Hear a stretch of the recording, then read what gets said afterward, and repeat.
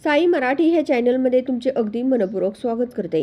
हळद रुसली कुंकू हसलं ह्या मालिकेच्या आजच्या भागामध्ये आपली कृष्णा आणि दुष्यंत दोघे मंदिरामध्ये एकमेकांच्या मनामधील जे काही विचार आहेत ते एकमेकांशी शेअर करत असतात। कृष्णा लगेच बोलते की हे बघा, जे आपल्या पदरी पडलेलं आहे ते आपण सांभाळायचंच आणि त्यावर जगत राहायचं, असं पण ही कृष्णा खूप हसत आता ह्या दुष्यंतला सांगत असते।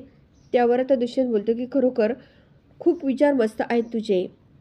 त्यानंतर आता ही कृष्णा जी आहे ती दुष्यंतला बोलते की आपल्या आयुष्याची पुस्तकं जी आहेत ना ती सर्व देवाने घडवलेली आहे आणि अगदी पुस्तकात लिहिल्याप्रमाणेच आपण जगत असतो, असं पण ही कृष्णा जी आहे ती दुष्यंतला बोलत असते। त्यावर आता दुष्यंत जो आहे तो कृष्णाकडेच एकटक बघत राहतो।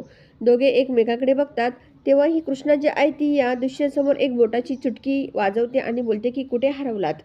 आता इकडे दुष्यंत काहीच बोलायला तयार नसतो। त्यानंतर कृष्णा बोलते की आपल्या बड्या बड्या बाता खूप मस्त चालल्यात बरं का, आता आपल्याला घरी जायला पाहिजे, आई वाट बघेल, असं कृष्णा जे आहे ती दुष्यंतला बोलते। त्यानंतर कृष्णा बोलते की मला सुद्धा तुम्हाला एक सांगायचं आहे, तुम्ही आता डोक्यातले विचार जे आहेत ते बाजूला ठेवा आणि घरी जा। तेवढ्यात एक आजी तिथे येतात। आजी ह्या दुष्यंतला बोलतात की माझं एक काम करता का, मंदिरामध्ये पंत्या लावायच्या आहेत, दरवर्षीप्रमाणे माझे धनी व मी आम्ही दरवर्षी या पंत्या लावायचो, परंतु मागच्या वर्षीच माझे धनी मला सोडून गेले, त्यामुळे तुम्ही दोघे मला दिसलेत आणि जोडीने हे माझं काम करताल का, नाही म्हणू नका, लक्ष्मी नारायणासारखा जोडा आहे तुमचा, असं आजी या दुष्यंतला आणि कृष्णाला बोलत असते। त्यानंतर कृष्णा जी आहे ती आजीला बोलते की आजी तुमचा काहीतरी गैरसमज होतोय। तेव्हा दुष्यंत बोलतो की राहू द्या आजी, तुमचं जे काम आहे ते आम्ही नक्कीच करू, असं म्हणत तिकडे आजी बोलते की मी देवासाठी तुमच्याकडे साकडं घालेल, उजवा हात पुढं करा बरं तुमचा आणि तू पण कर ग, असं आजी या कृष्णा आणि दुष्यंतला बोलतात। आता ही आजी जी आहे ती कृष्णा आणि दुष्यंतच्या हातामध्ये एक छोटासा जो काही देवाचा धागा आहे तो बांधते आणि दोघांच्या हातामध्ये जो धागा आहे तो या आजीने आता बांधलेला असतो। कृष्णा जी आहे ती आजीकडे बघत राहते, दुष्यंत कृष्णाकडे बघत राहतो। नंतर आजी आता कृष्णाकडे बघतात आणि बोलतात की हा धागा तुमच्या हातामध्ये जर असेल ना तर तुम्हाला काहीच कुणी करू शकत नाही आणि दोघांचे जे हात आहेत ते एकाच धाग्याने या आजीने बांधलेले असतात आणि दोघे आता आपले हात जे आहेत ते एकमेकांच्या हातावरती दोघांचा हात असतो आणि दोघे एकमेकांकडे बघतात, कारण एकत्र हात जे आहेत ते दोघांच्या आजीने बांधलेले असतात। त्यानंतर आजी या दुष्यंत आणि कृष्णाला बोलतात की हे बघा, हे एकमेकाच्या साथीने सोन्यासारखा संसार जो आहे तो तुम्ही करा, मला तुम्हाला एवढंच सांगणं आहे। ह्या धाग्यासारखं मजबूत नातं जे आहे ते तुमच्या दोघांचं आहे, त्या नात्याला कुणाची दृष्ट लागणार नाही, ह्या म्हातारीचा आशीर्वाद आहे तुमच्या पाठीशी, असं आजी जी आहे ती या दुष्यंत आणि कृष्णाला बोलत असते। तेव्हा दुष्यंत आणि कृष्णा जे आहेत ते खूप खुश होऊन आजीकडे बघतात। आता आजी लगेच आपल्या हातामधील ज्या काही पंत्या असतात त्या सर्व कृष्णाच्या हातात देतात आणि बोलतात की चला माझ्या पाठीमागे। आता कृष्णा ही दुष्यंतला बोलते की ह्या आजींचा काहीतरी गैरसमज झालाय। तेव्हा दुष्यंत बोलतो की आपल्याला देवाचंच काम करायचं आहे, दुसरं तरी काय आहे त्यात, चला आपण लावूयात त्या आजीच्या ह्या पंत्या, असं दुष्यंत जो आहे तो कृष्णाला बोलतो। आपल्या पदरात जे दान पडेल ते आपलं समजायचं आणि पुढील वाट धरायची, असं समजून आपण हे काम करायचं, असं पण दुष्यंत या कृष्णाला बोलतो। तर कृष्णा बोलते की ठीक आहे। आता इकडे दुष्यंत आणि कृष्णा थोडेसे पुढे चालत असतात आणि कृष्णाचा धक्का जो आहे तो दुष्यंतला लागतो आणि दुष्यंत कृष्णा पुन्हा एकमेकांकडे बघतात। त्यानंतर कृष्णा आणि दुष्यंत जे आहेत ते आता पुढे पंत्या लावण्यासाठी जातात। कृष्णा दोघेही त्या पिशवीमधून एक एक पंती काढतात आणि ती तिथे त्या पूर्ण मंदिरामध्ये ती लावत असतात। अगोदर ते पंत्या ठेवून घेतात, त्यावेळेस इकडे दोघांचा हात जो आहे तो अगदी बरोबर असतो आणि बघा मित्रांनो, आजीने काय संकल्प केलेला असतो, अगदी सुंदर, अगदी जोडीने मी ह्या पंत्या लावीन आणि जोडीनेच आता ह्या दोघांच्या हाताने ह्या पंत्या आजीने लावायच्या सांगितलेल्या असतात आणि तेवढ्यामध्ये अगदी दोघे हे दुष्यंत आणि कृष्णा त्या पंत्या लावण्याच्या कारणाने तरी अगदी एकत्र आलेले असतात। आता दुष्यंत आणि कृष्णा दोघे एकमेकाकडे बघतात। पंत्या ठेवून झाल्यानंतर दोघे अगदी बरोबर काडी ओढून त्या पंत्या लावत असतात आणि दोघे खूप जवळ आलेले असतात। तेव्हा सर्व पंत्या ज्या आहेत त्या आता पेटून झालेल्या असतात आणि कृष्णा व दुष्यंत जे आहे ते एकत्र ताटामध्ये त्या पंत्या ठेवून घेतात आणि कृष्णा आणि दुष्यंत सर्व त्या पंत्या बरोबर ठिकठिकाणी नेऊन ठेवत असतात।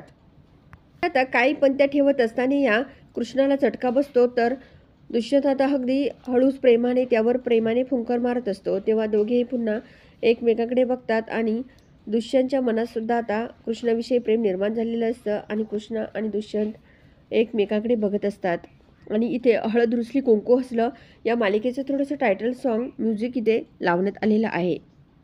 नंतर आता इकडे या दुष्यंतलाही थोडासा चटका बसतो तर कृष्णसुद्धा त्यावर अगदी प्रेमाने फुंकर मारत असते.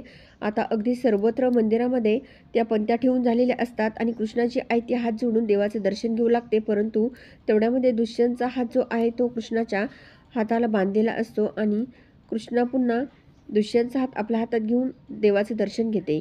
आजी बोलतात की पोरांनो दाखवा मी तुमच्या हातातील धागा सोडते, असं म्हणत आजीबाई आता दुष्यंत आणि कृष्णाच्या हातात जो काही धागा बांधलेला असतो तो सोडतात आणि बोलतात की जेव्हा तुमचा सुखाचा संसार होईल ना तेव्हा मी हा धागा पुन्हा बांधेल तुमच्या हातात, असं आजी आता या दुष्यंत आणि कृष्णाला बोलतात. तर दुष्यंत व कृष्णा दोघेही या आजीबाईच्या पायांचे दर्शन घेतात. इकडे आता ही कृष्णा जी आहे ती ह्या आजीकडे बघते तर आजी दोघांनाही सुखी राहा असा सुंदर असा आशीर्वाद देते. तर दुष्यंत जो आहे तो ह्या कृष्णाला बोलतो की खरोखर ह्या आजी किती लकी आहेत, त्यांचा पार्टनर गेलाय तरी पण किती किती खुश असतात त्या, खरं प्रेम अनुभवलंय त्यांनी, असं कृष्णाला हा दुष्यंत बोलत असतो. आणि पुन्हा बोलतो की सर्वच लोक असं नशीबवान नसतात, काहींच्याच नशिबात हे असं खरं प्रेम असतं, असं दुष्यंत या कृष्णाला बोलतो आणि देवाचं दर्शन हात जोडून घेतो. कृष्णा दुष्यंतला बोलते की चला आता मला घरी निघावं लागेल. तर दुष्यंत हो असं बोलतो. तेवढ्यामध्ये कृष्णा तेथून चाललेली असताना अचानक विजांचा खूप कडकडाट होऊ लागतो आणि विजांचा जो काही कडकडाचा आवाज आहे तो या दुष्यंतच्या कानावर येतो. दुष्यंत लगेच कृष्णाचा हात जो आहे तो घट्ट पकडतो कारण त्याला खूप भीती वाटत असते. आता कृष्णा बघते तर बाहेर खूप विजा मोठमोठ्याने वाजत असतात, विजांचा कडकडाट होत असतो. तेवढ्यामध्ये कृष्णाला कळतं की दुष्यंतने आपला हात घट्ट पकडला आहे. आता कृष्ण आणि दुष्यंत दोघे पुन्हा एकमेकांकडे बघतात. बाहेर खूप विजांचा कडकडाट होत असल्यामुळे दुष्यंत आणि कृष्णा दोघे तिथे मंदिरामध्येच बसतात आणि कृष्णाला हळूहळू बसलेल्या जागेवरती झोपही लागते. आणि दुष्यंत जो आहे तो इकडे कृष्णाच्या साईडला गुपचूप बसलेला असतो, परंतु त्याचं लक्ष जे आहे ते कृष्णाच्या कडे जात असतं. त्यानंतर आता दुष्यंत जो आहे आपला ब्लेझर जो आहे तो हातामधील ब्लेझर घेतो आणि कृष्णाच्या अंगावरती हळूच पांघरून घालत असतो कारण तिला थंडी वाजत असते आणि बिचारी झोपलेली असते. आता कृष्णाच्या अंगावरती तो ब्लेझर दुष्यंतने हळूच ठेवलेला असतो. आता दुष्यंत जो आहे तो पुन्हा साईडला जाऊन बसतो आणि कृष्णा जी आहे ती मंदिरातच तिथे जवळ झोपलेली असते आणि दुष्यंत तिच्याकडेच बघत राहतो. अगदी सुंदर असे सर्वत्र दिवे लावलेले असतात आणि दुष्यंत आणि कृष्णाला दोघांनाही झोप लागलेली असते. दुष्यंत सुद्धा तिथे झोपी गेलेला असतो आणि कृष्णसुद्धा बिचारी आपली तिथे मंदिरात झोपलेली असते. कृष्णाला हळूहळू जाग येते आणि कृष्णा ही दुष्यंतकडे बघते तर दुष्यंत तिथे झोपलेला असतो. तिच्या अंगावरती जो काही ब्लेझर असतो तो हातामध्ये घेऊन ती बघत असते आणि आपणही ते मंदिरातच रात्रभर झोपलो याची जाणीव आता कृष्णाला झालेली असते. आता कृष्णा जो हातामध्ये ब्लेझर घेते आणि या आपल्या दुष्यंतच्या अंगावरती ती आता हळूच टाकत असते कारण दुष्यंतही झोपलेला असतो, त्यालासुद्धा थंडी वाजत असते. तेव्हा आता ह्या दुष्यंतला थोडीशी जाग येते तर कृष्णा त्याच्याकडे बघते.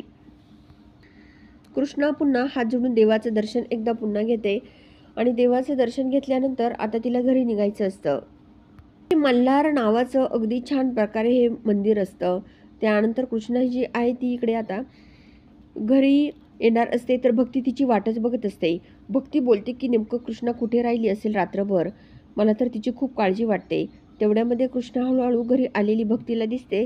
आता कृष्णाला बघून भक्ती थोडीशी खुश होते, परंतु कृष्णाला वाटत असतं की आपली आई बोलेल की काय. ही भक्ती कृष्णाला बोलते की कुठे होती रात्रभर, मला तुझी किती काळजी वाटत, तुला खूप भूक लागली असेल, चल मी भाकरी करते गरमागरम, असं भक्ती ही कृष्णाला बोलते. तर कृष्णाच्या डोळ्यात पाणी येतं. कृष्णा ही भक्तीला बोलते की खरोखर तू म्हणजेच माझा एक जगण्याचा आधार आहे. आईने मला कधीच प्रेमाने मायेने कधीच हाक मारली नाही. त्या माझी आई जी आहे ती पूजाला ए पिला किती छान हाक मारते, परंतु मला का हाक मारत नाही अशी. आणि पूजा एकदा जशी शहरात गेली तशी अजिबात घरी आलीच नाही, असं माझं कर्म आहे. माझं माहेर जे आहे ते म्हणजे तूच आहेस. माझं आता पुढचं सासर कसं असेल. आगीतून फुपाट्यात चाललेली आहे आणि जयकांशी लग्न करून मी माझ्या आयुष्याचं वाटोळं करून घेणार आहे, असं ही कृष्णा जी आहे ती भक्तीला सांगत असते. आहे सावित्री ह्या कृष्णासाठी या जयकांतबरोबर जे लग्न जुळलेलं असतं त्याच्या हळदीची साडी आणि दागिने आलेले असतात. आणि सावित्री जी आहे ती आता या कृष्णाला बोलते की बघ बाईजाबाईंनी तुझ्यासाठी किती सुंदर दागिने पाठवलेत, साडीसुद्धा किती सुंदर पाठवली, असं पण ही सावित्री ही कृष्णाला बोलते आणि सर्व दागिने दाखवत असते. परंतु कृष्णा खूप नाराजच असते. तिचं जयकांतबरोबर लग्न करण्याची इच्छाच नसते, त्यामुळे ती नाराजच असते. आता सावित्री बोलते की हे सर्व दागिने तुला घालायचेत बरं का, बघ किती बांगड्यासुद्धा किती सुंदर पाठवल्यात, असं सावित्री ही कृष्णाला बोलते. अगं कृष्णा, तुझी आज हळद आहे, त्यामुळे तुला आता सर्व तयारी करावी लागणार आहे, असं सावित्री ही कृष्णाला बोलते. आणि ती साडी व दागिने कृष्णाजवळ देते आणि ती तेथून निघून जाते. आता भक्तीलाही खूप वाईट वाटत असतं, कृष्णालाही खूप वाईट वाटत असतं. सावित्री तेथून गेल्यानंतर कृष्णा जी आहे ती साडी जी आहे ती आपल्या हातामध्ये घेऊन बघत असते. त्यामध्ये बांगड्या दागिने जी असतात ती सुद्धा हातामध्ये घेऊन बघत असते. परंतु जेव्हा साडी हातामध्ये ही कृष्णा घेते तेव्हा त्या साडीवर जेवढ्या काही काचेच्या बांगड्या असतात त्या सर्व खाली पडतात आणि त्यातील काही बांगड्या फुटतात. आता त्या बांगड्या फुटलेल्या बघून इकडे या कृष्णाला खूप मोठा धक्का बसतो आणि भक्तीला सुद्धा. सावित्री तिथे येते आणि त्या सर्व फुटलेल्या बांगड्या बघून लगेच बोलते की अरे देवा, ह्या काय होऊन बसलंय, सगळं काचा काचा झाल्यात घरात, असं पण ही सावित्री कृष्णाला बोलत असते. अपशकून आहे ह्या बांगड्या फुटणं म्हणजे, असं सावित्री ही कृष्णासमोर बोलत असते. आणि भक्ती आणि कृष्णा ज्या आहे त्या दोघी सावित्रीकडे बघत असतात. ते उद्याच्या भागामध्ये असं बघायला मिळतं की आता हा जयकांत जो आहे तो गायब झालेला असतो. तेव्हा आता जयकांतची जी जी माणसं आहे ती या दुष्यंतच्या समोर येतात आणि बोलतात की बघतो आम्ही लग्नच कसं होतं ते. तेव्हा आता हा दुष्यंत जो आहे तो बोलतो की तुम्हाला मी कृष्णाशी लग्नच करून दाखवतो, असं पण दुष्यंत आता या माणसांना बोलत असतो. तर मित्रांनो, आता नेमकं पुढे काय होणार हे बघण्यासाठी चॅनलला जरूर सबस्क्राईब करा, लाईक करा आणि व्हिडिओ बघितल्यामुळे अगदी मनापासून धन्यवाद.